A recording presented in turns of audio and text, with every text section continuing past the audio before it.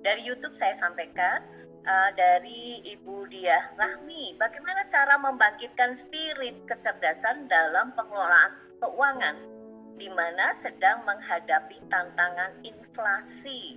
Monggo, wah ini spirit untuk menghadapi tantangan inflasi. Jadi, makanya di spiritnya dulu ya, inflasi itu kan dunia luar ya, itu lahiriah. Masih saya katakan, ketika kita sudah masuk ke spirit tadi, menyadari siapa kita tadi, oke, kita kan belajar dari pengalaman ketika pandemi ya, ketika pandemi. Banyak orang kan mendapat masukan yang tadi ya, masukan yang menakutkan. Wah, pandemi ini semua nanti akan berdampak, ekonomi menjadi sulit, keuangan menjadi kacau, ya, dunia menjadi tidak karu-karuan kan begitu. Itu masukan. Akhirnya akan mewarnai kehidupan kita.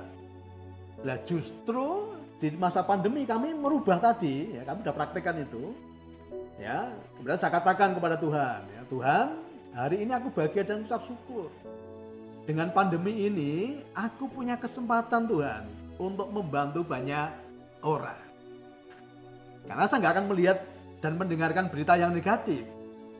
Saya tetap fokus kepada siapa jati diri saya ini kan gitu kan. Maka waktu itu juga saya umumkan kepada anggota-anggota saya, ya, dilarang menerima bantuan di masa pandemi, ya, karena saya mengajarkan orang tuh kalau mau kuat harus membantu, jangan dibantu kan gitu. Maka saya umumkan tegas waktu itu ya, anggota kami, anggota saya tidak boleh menerima bantuan, ya. Anggota BLN tidak boleh menerima bantuan. Kenapa? Saya mau menjaga spirit mereka, gitu loh. Dan saya sendiri praktekkan bahwa Tuhan, terima kasih untuk dengan pandemi ini aku punya kesempatan untuk membantu banyak orang. Ya, maka bicara spiritual itu sebenarnya bicara kesadaran. Ya, bicara spiritual adalah bicara kesadaran. Sadari dulu siapa kita sebenarnya ini tadi. Oh, ada Tuhan di dalam diri kita. Akhirnya ketemu jati diri ya, jati diri tadi. Sejatuning Gusti dumunung ing rasaning ati. Ya. Sekarang kita tinggal mengolah tadi ya, mengolah hati tadi. Nah, berarti kalau ada Tuhan di dalam diri kita, ada kuasa penciptaan. Ya, ada kuasa penciptaan. Kita bisa mencipta, ya, manusia itu bisa mencipta. Kita sadari bahwa dalam hati kita ini ya, tempatnya Tuhan bertahta. Ada kuasa yang luar biasa di situ ya. Ada kuasa penciptaan. Cipta, rasa, karsa. Level berikutnya bisa cipta dadi dan sabda dadi ya. Itu. Nah, inilah yang saya mau gabungkan antara spiritual dengan finansial. Banyak orang kan tidak sadar bahwa kita selama ini banyak orang bisa mencipta. Ya, pesawat itu yang menciptakan manusia gitu kan. Ya, bisa mencipta pesawat, bisa mencipta kapal, bisa mencipta mobil. Ya, karena apa? Orang-orang yang sudah tercerahkan tadi sadar bahwa di dalam dirinya ada Tuhan. Ya, makanya ketika kita menyadari ada Tuhan tadi, kita masuk ke wilayah kecerdasan, bukan kepintaran.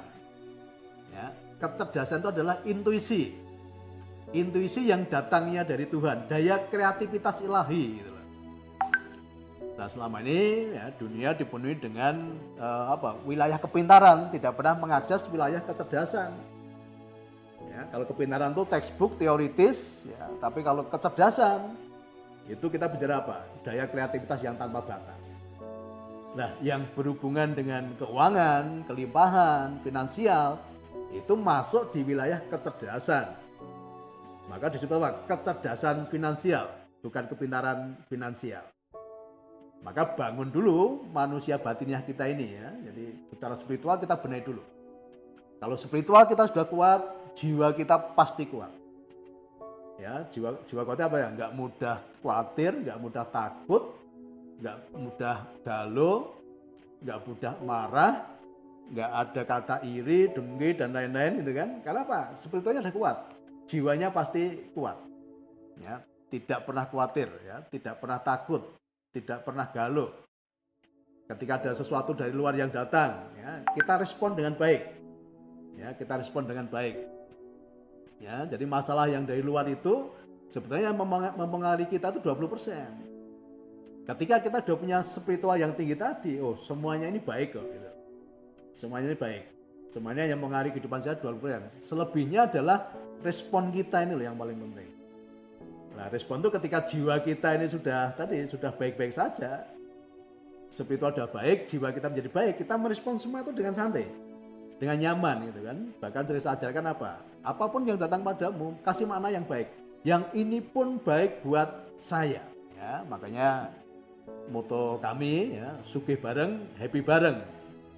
Ini sebagai penciptaan juga bahwa apapun masalahmu tenang saja. Nanti semuanya happy ending. Ini kan baru episode 1, 2, 3. Mungkin dalam proses ini mungkin sampai 50 episode kan itu. Maka jalani saja, maknai semua ini menjadi baik. Nah, jiwanya kita kuatkan dulu ya. Setelah spiritual kuat, jiwanya pasti kuat. Kecerdasan finansial itu mengakses daya kreatif atau respon jiwa. Oke. Lalu di sini dikata oleh Pak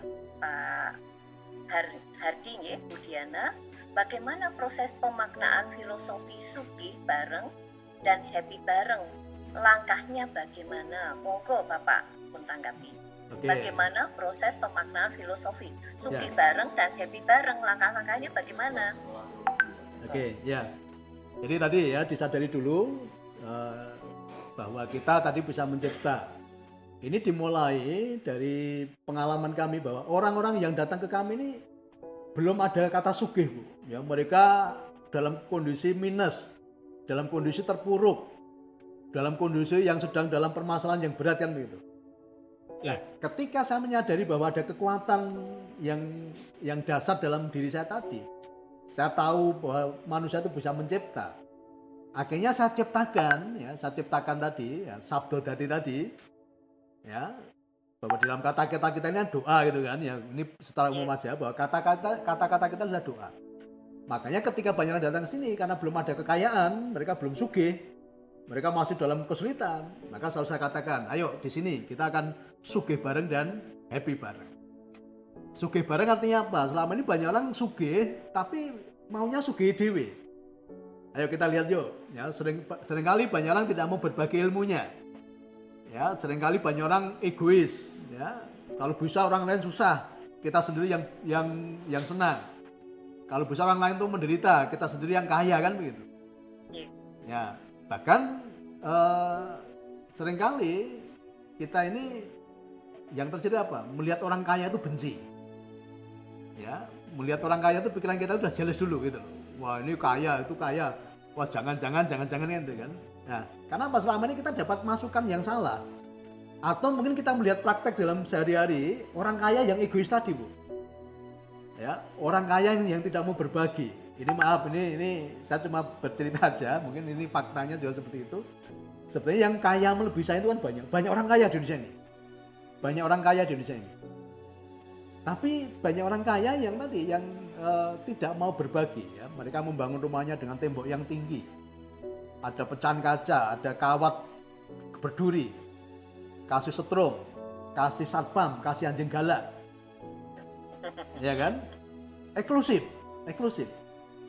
Maka kami praktekkan dalam kehidupan kami, ya, rumah kami terbuka 24 jam. Ya, rumah kami terbuka 24 jam. Siapapun yang datang, ya, dengan maksud apapun kami layani. Dan rata-rata yang datang yang masih dalam kondisi yang tidak sedang baik-baik saja. Nah, jadi kami sediakan makan gratis mau berapa kali silahkan ngambil sendiri. Ada tempat tidur ya, yang dari luar kota atau dari luar pulau. Kami tadi sugih bareng tadi. Ya, sugih bareng itu nggak hanya sekedar di kata-kata ya. Mas selama ini banyak orang pintar ya, banyak guru-guru agama. Khotbah yang paling berat itu sebenarnya khotbah dalam kehidupan. Kalau khotbah atau mengajar di mimbar, mengajar di kelas itu mudah. Ya, itu sangat mudah. Tapi mengajar atau khotbah dalam kehidupan sehari-hari ini loh yang ini saya pun masih belajar. Saya pun terus belajar ini kan itu kan, bagaimana belajar kerendahan hati. Bagaimana belajar untuk memberikan waktu yang terbaik dalam melayani. Kan itu kan ya, bagaimana bisa mengatur waktu dengan keluarga. Karena hampir kalau keluarga saya ini hampir kurang waktunya ya. Kadang-kadang masuk kamar tuh baru jam 2 ya, jam 2, jam 3 karena apa? Tadi tamu klien dari luar kota tadi. Nah, maka dengan semangat tadi, sugih bareng dan happy bareng, kami selalu bahagia, Bu. Ya. Kami selalu bahagia. Karena apa? Ternyata ketika kita memberi, itulah kebahagiaan yang tersendiri. Jadi orang yang bahagia itu bukan orang yang menerima, tapi orang yang bahagia itu adalah orang yang memberi. Orang menerima itu bukan bahagia tapi senang. Nah, banyak orang belum bisa membedakan antara bahagia dan senang gitu loh. Jadi kalau orang menerima itu bukan bahagia, ternyata senang ya. Tapi orang yang bahagia itu orang yang memberi. Oh, ternyata kalau memberi itu bahagianya luar biasa, yang melebihi senang tadi. Kalau senang itu berbatas waktu dan ada syaratnya. Tapi kalau bahagia enggak, ini sepanjang waktu. Ya, diingat-ingat ya tadi, kalau menerima itu senang, tapi kalau memberi itu bahagia. Oke, begitu ya. Nah, selama ini tadi ya banyak kaum agamawi ya, belum spiritual sebetulnya. Agama dengan spiritual itu berbeda ya. Agama itu sebetulnya kendaraan untuk menuju nilai-nilai spiritual. Tapi agama terkontaminasi dengan namanya doktrin, dogma. Ya, doktrin dogma itu apa? Itu pemahaman, itu pemikiran manusia ya. Dogma, doktrin, fatwa, pendapat itu sama. Nah, kadang pendapat-pendapat tadi itu berdasarkan pengalaman dia, pengalaman orang itu ya. Penafsiran itu kan bebas. Nah, inilah saya mengambil suatu kesimpulan, seharusnya orang-orang yang secara spiritual itu dekat dengan Tuhan, sudah ketemu Tuhan, sudah punya pengalaman dengan Tuhan, seharusnya hidupnya dasar. Ya, justru bagaimana ketika orang-orang sudah dekat dengan Tuhan tadi, atau istilahnya hablum minallah, ya, mengasihi Tuhan, ya, otomatis dalam kehidupan hablum minannasnya, kehidupan kepada sesamanya, seharusnya menjadi berkat, ya, bisa menolong banyak orang. Kenapa? Kita dekat dengan sang sumber kekuatan kok. Ibaratnya gini, ibaratnya ya, kita dekat dengan Pak Presiden aja, dekat dengan Pak Jokowi, kita punya kekuatan. Apalagi kita dekat dengan Tuhan, ya, otomatis, ya, kita punya dampak, gitu. Kita punya dampak yang besar, kan. Tapi kalau spiritual itu nyambung. Apapun keyakinannya, kalau udah bicara spiritual nanti nyambung. Ternyata ketika secara spiritual itu sudah matang, secara spiritual itu sudah tercerahkan, ya imbasnya adalah ke dalam kehidupan sehari-hari. Ya, kalau di dalam teman-teman di Muslim apa? Hablum minannas. Ketika kita hablum minallah kita udah bagus, ya nanti imbasnya atau implementasinya adalah di hablum minannas, praktek dalam kehidupan sehari-hari. Ya, kalau di Kristen ya kasihlah Tuhan Allahmu dengan segenap hatimu. Ya, ini hablum minallahnya ya, dengan segenap jiwamu, dengan segenap akal budimu, kan gitu. Kemudian kasihlah sesamamu manusia seperti engkau mengasihi dirimu sendiri. Nah, jadi prakteknya adalah ya, ketika kita sudah punya spiritual yang bagus tadi, kita implementasikan di dalam kehidupan keseharian, ya, ke dalam kehidupan sosial masyarakat, kan gitu. Bagaimana kita membawa dampak tadi bagi orang-orang yang perlu pertolongan. Nah, inilah yang kami lakukan setiap hari ya, Karena kalau kita sadari ya bahwa kita ini bersumber dari roh yang sama, dari asal yang sama, dari zat yang sama, kan gitu kan. Kita ini tidak terpisahkan sebetulnya karena kita berasal dari elemen yang sama gitu loh. Tapi dengan agama kadang kita menjadi terpisah-pisahkan ya, terbingkai-bingkai, kan gitu. Nah, makanya kalau di spiritual tadi ketika sampai ke tingkat penyadaran bahwa kita ini sama, tidak berbeda karena kita berasal dari zat yang sama, kan gitu, dari sumber yang sama. Kita masing-masing saling terhubung, ya, karena kita dari elemen yang sama, kan gitu. Nah, itu yang membuat kita powerful dalam melayani, tidak pandang kamu latar belakang apa, ya, keyakinannya apa, enggak. Di sini sudah enggak ada ya, karena kami sudah bicara spiritual. Kami melihat bahwa ini pribadi-pribadi yang luar biasa, pribadi-pribadi yang punya potensi. Cuma tadi dalam perjalanan sedang tidak baik-baik saja, maka kita sadarkan, ya, setelah sadar, maka kehidupannya pasti akan menjadi baik-baik saja. Tapi pada intinya tadi bicara spiritual finansial, ketika spiritualnya udah baik, ya pemahaman kita sudah baik, jati diri kita sudah benar, pasti dampaknya dalam kehidupan itu juga baik.